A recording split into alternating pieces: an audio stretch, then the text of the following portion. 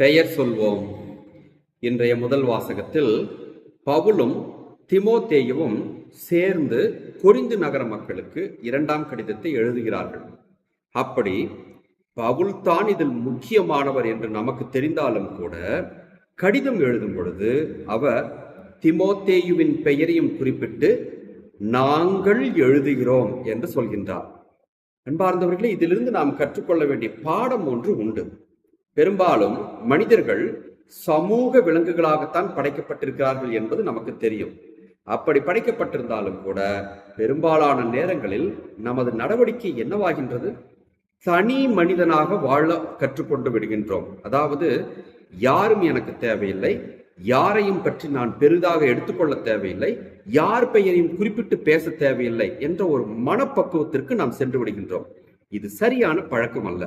பவுலிடமிருந்து இன்று நாம் கற்றுக்கொள்ள வேண்டியது, நம்முடன் யாராவது உடன் பணியாளர்களாக இருந்தால், குறிப்பாக குடும்பத்தில் இருக்கக்கூடியவர்கள், அது கணவன் இருந்தால் மனைவி பெயரை குறிப்பிட்டு சொல்ல வேண்டும், மனைவி இருந்தால் கணவன் பெயரை குறிப்பிட்டு சொல்ல வேண்டும், பிள்ளைகள் பெற்றோர் பெயரை குறிப்பிட்டு சொல்ல வேண்டும்.